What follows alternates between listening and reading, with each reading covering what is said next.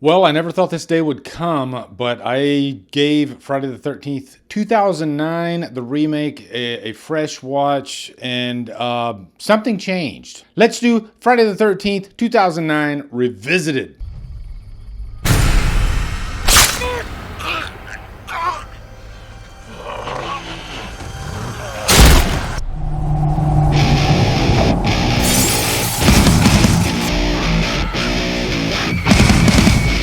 What is up, guys? Welcome to a Revisited for the Friday the 13th remake. I guess that's how I'm going to say it. And let me just say something about Revisited reviews, okay? When I do like normal reviews, like, new releases and whatnot, there's no like pressure, there's no stress whatsoever. I just get up behind the camera and I do my thing. When it comes to, these Revisiteds, the whole intention of a Revisited is to go deep and to give you I guess a product, almost like a little, not a documentary, although I've done a couple of documentaries, but almost like a mini documentary of the movie on a personal level. And when it's a movie like the Friday the 13th remake, I get extra nervous about it just because I have such a colorful past with this movie. And I think a lot of you that follow my channel, that have followed my channel throughout the years, you know that colored past that I've had with this remake. And it's definitely a love-hate, sometimes love-hate relationship with this movie. But I'll rip the Band-Aid off right now and say I did get the Arrow release. I have to blame Arrow partially for this Revisited and making me want to get in here and do another review of this movie. That release back there, the Arrow release, it is glorious looking. And it really just made me look at this movie in a new light, not because of the stunning 4K presentation, but also the audio on that presentation is phenomenal. And it really highlighted a lot of attributes to this movie that I might have kind of passed over through the years. And the sound design in this movie is fantastic. And I posted on my socials that I kind of have come around to this movie after really just sitting back, putting aside my issues that I've had with the movie in the past. I like to challenge myself and go into any movie, especially movies that I don't like, with a blank slate. And maybe I can pull something out of the movie, because I do say movies are an emotional medium, right? They can affect all of us in different ways. Your mood could affect your opinion on any movie. And I've had this happen with countless movies where even if it's a movie that I've pretty much disliked or liked throughout, the entire run, there can be some variances as far as, like, I might not have liked that aspect before, but now I like it. You know what I'm saying? But I still don't necessarily like X movie. But this movie, I think it always was kind of on the line. It's one of those movies that has greatness about it, but it also has things that irk the hell out of me, or did irk the hell out of me. My opinion now is my opinion now. And going forward into the future, 2 years from now, it might change again, right? I might not like this movie that much again. So if anything, this is just more of a timestamp of the way I feel about the Friday remake at this given point. Isn't that saying something about any movie that causes you to have mixed emotions about it, that you don't have the exact same feeling about? I think that is actually a good thing. That filmmaker was able to make something that elicited an emotional response, be it negative, be it positive. But that movie did something to you. And I've said this in the past. If I hate a movie, that's a good thing. It conjured up some sort of emotion in me. And I'll probably hate said movie for the end of time. But that movie's in my head because of how much I hate it. Does that make sense? Whereas there's a lot of movies that, they're like toilet paper. They're gone, in 5 minutes after you have left the theater, and you never, ever think of them again. And I'm sure I've had more movies like that in my experience than the movies that I remember. And by the way, I got my Ace Frehley shirt in today, and I wanted this shirt so bad. Ace is so damn cool. I'm a massive Kiss fan anyway. I've been listening to the Kiss solo albums for some reason lately. There's a great playlist somebody put on Spotify that has all 4 solo albums. I think Ace and Paul's are definitely the best, but I had to show off this freaking shirt. But let's get into this Revisited for the Friday the 13th remake. What's cool about this movie is that it is kind of an amalgamation of the first 4 Friday movies. You have a little bit of all 4 of those movies. You have Jared Padalecki playing Clay, who is very similar to what Rob was in Friday the Final Chapter. The opening of this movie has the little Pamela Voorhees segment with her getting her head chopped off, and then you see young Jason seeing his mother and the catalyst for the revenge. When Damien Shannon and Mark Swift, the writers of this movie, approached this project, they had a distinct vision in mind. They wanted this to not be just a straight up remake of the first movie with Pamela being the killer all the way through. No. Let's capture what everybody loves about this franchise, which is Jason Voorhees. Yeah, we love Pamela. We love all these other stuff. We love the zany characters, especially in the Paramount years. We'll get to that. But we especially love Jason Voorhees. So we have to have Jason Voorhees in this movie. So why not take the best of the franchise and make that this movie? So this is sort of like a greatest hits with a modern edge. And I think a lot of remakes should do this, actually. I think this actually works because it doesn't pigeonhole it into the same exact story as the first movie, because then automatically it's going to be compared to the first movie. Like this movie or not, most people do not compare this to the very first Friday the 13th. It's its own thing, and people grade it as such. And I think most people agree that opening 20 minutes of this movie is just absolutely legendary and one of the coolest opening sequences before the title card in not just horror history, but I think film history. It's that badass. So let's talk about that opening 20 minutes. I trying to remember when I saw this in the theater. Did I know that? I don't think I did. I thought that these characters were going to be just our main characters of the entire movie, and they were going to be picked off, and there was enough of them to cover an entire 90 minutes. When they do start getting killed, and there is a ramping up to that, it's not like there's a death like immediately as far as these characters go. They take the time to actually build these characters. I think Wade being my favorite, and I think time can affect a movie because I used to compare this movie to Superbad. As you know, it came out 2 years after Superbad, and I felt in my mind that, oh, they're trying to capture those types of characters. And I think that was just a constant thorn in my side when I would watch this movie.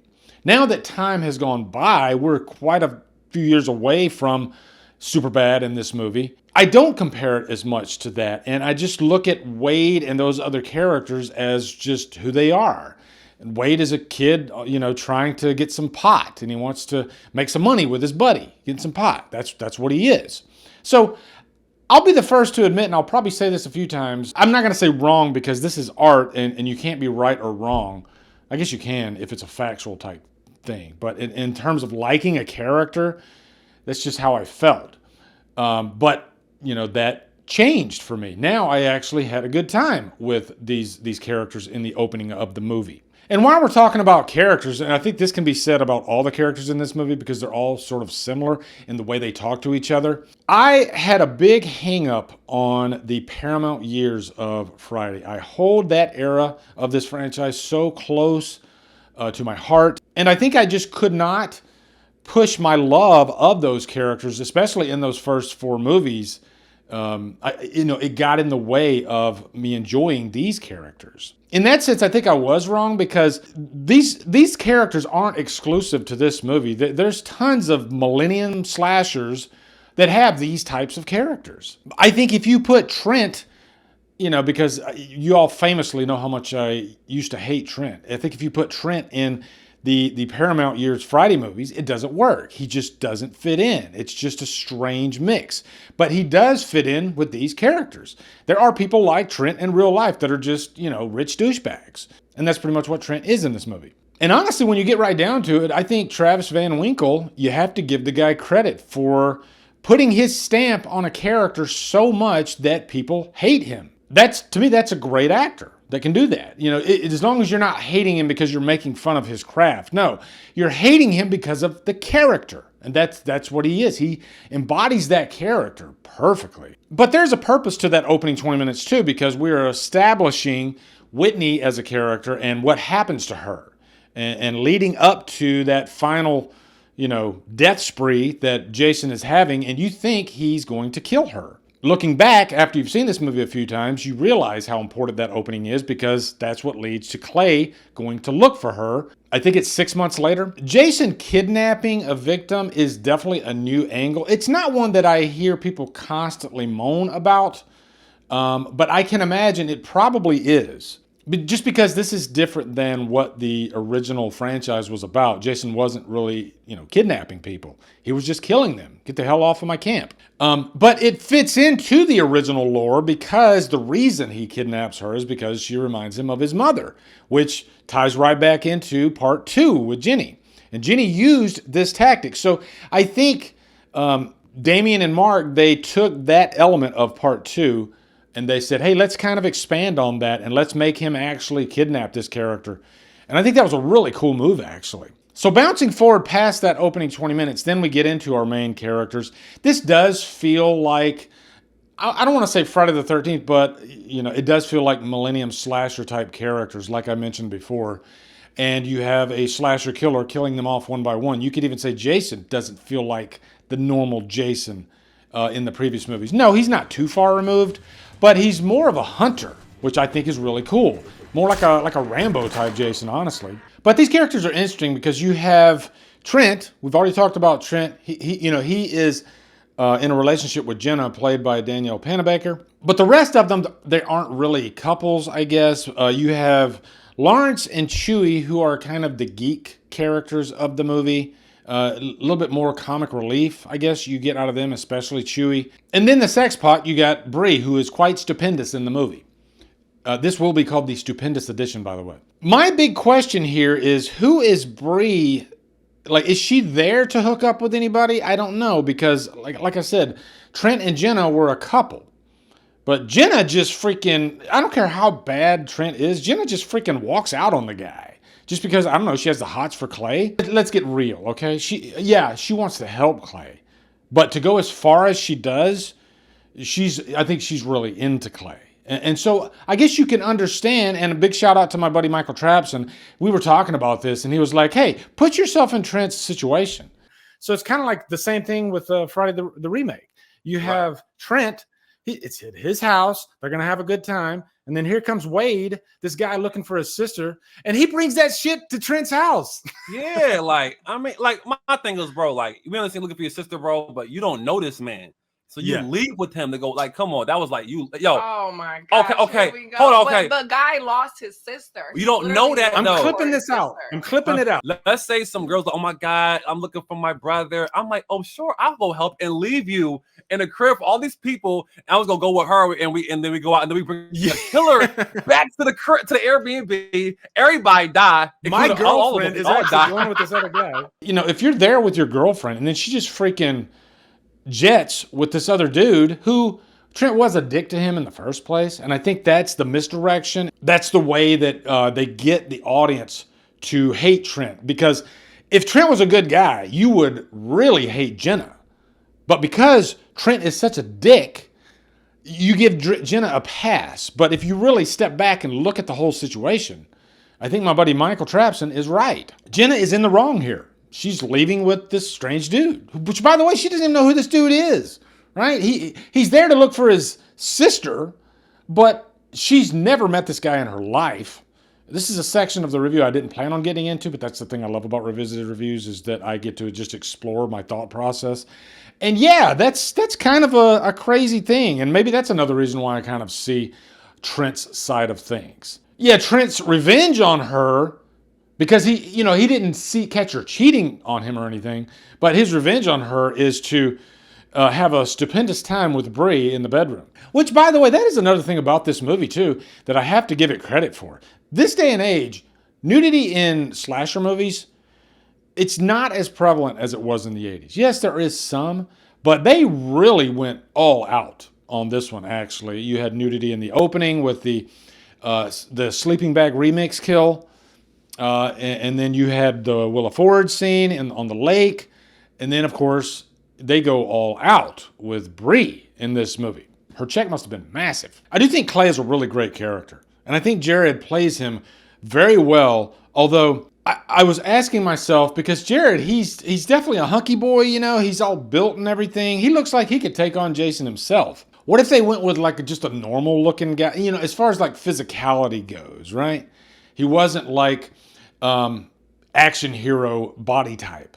Because, I mean, you got to admit, Jared Padalecki is freaking ripped in this movie. But Clay's a great guy. You know, he has this guilt because his last conversation with Whitney was bad, you know. And I think this is common. I think there's a lot of people that have regrets about their last conversation with a loved one. And he doesn't have this closure. He doesn't know if she's dead. So he's going looking for her in this movie. We get behind characters like that, right? We want them to succeed. We're hoping and praying that he finds her alive, which he does find her in those underground tunnels, right? Which is a cool idea too. That's something that had never been explored. Let's give Jason this like whole underground system. He's a warrior. There was one question that I had when I was watching this, because we have Clay and Jenna together. They find Whitney, they rescue her. So now we have Clay and two women, and this movie is set up to make you think that Jenna is going to be sort of the final girl. This movie has a final guy, which is really cool, especially for a remake. Usually on a remake, that's one aspect of the movie that they're not going to change that much. You know, they're going to have a final girl, but this movie actually had a final guy. But when Jenna is actually killed and then she's just, okay, now we're moving on, that was quite surprising, actually. I did not expect them to just kill her off. That's a nice thing about this movie. There are some nice surprises. So then the final showdown is Clay and Whitney fighting against Jason. Let's talk about Derek fucking Mears. Holy shit. Take your favorite Jason. We're all nostalgic. We all say Richard Brooker. We all say Ted White. Some of us say Kane Hodder. All three of those are fantastic Jasons. Then here comes Derek Mears injecting a modern edge to the character. And he is lethal. He is a hunter. He is so believable. Like, you do not want to piss that guy off. And I think he is a big reason why everybody that loves this movie really loves this movie. And most people that don't like this movie, because there's an audience that doesn't like this movie, and I was in that audience. None of us will ever say that Derek Mears was the reason we didn't like this movie. He was a phenomenal Jason. He looks great in the sack head, and he looks great in the hockey mask as well. It's a really cool moment in this movie, too, that we officially have Jason, for the first time, picking up the hockey mask and putting it on. He just walks into frame in Friday Part 3. Check out that revisit if you haven't. An hour into the movie, and we're like, oh, okay, now he's got the hockey mask. In this movie, there's a setup there. We get to see the discarding of the old and the dawning of the new. It's a really cool moment. Last thing I got to talk about is the Platinum Dunes brand and Marcus Nispel's direction in this movie. I think this fits quite well with his direction of the Texas Chainsaw Massacre remake. Maybe I'll do a revisit on that one too. That is a great freaking remake. It's considered one of the greatest horror remakes ever. Marcus Nispel, I don't think he gets the credit that he deserves because he creates a certain look in his movies. It's just a very foreboding, dark look. And this feels so different than the Paramount years, you know. And I think when New Line took over, there was never a consistent tone with any of the New Line movies up to this point. And as great as this movie looks, it's just very different than all the other New Line movies. Whereas the Paramount years, they all had the same sort of feel to them, especially in terms of cinematography. The New Line movies are just a mixed bag, but I think Marcus Nispel, his vision in this movie is easily my favorite in terms of cinematography. It looks amazing. And I'm talking about the New Line years, okay? I love the aesthetic of early 80s horror. And so nothing's ever going to beat the look of the first 4 Friday movies to me. There's something in the DNA there that maybe you just can't even replicate it today, you know? So in closing, and this is a long revisited, I think my hangups on this movie were because of my love of the Paramount years. But having been able to actually set aside my love for the original Paramount years, and that beautiful Arrow release, it just made the experience that much better. And I just accepted this movie for what it was. And what it is just a visceral, action-packed, pulse-pounding horror movie. You know, this is not a scary movie, okay? I constantly see this argument these days. This movie wasn't scary, therefore I don't like it. Or even worse, therefore it's not a horror movie. If you're saying that shit, look at me in the eyes right now. If you're that idiot that's saying you don't like this movie because, not this movie, but any movie because it's not scary, you're an idiot, okay?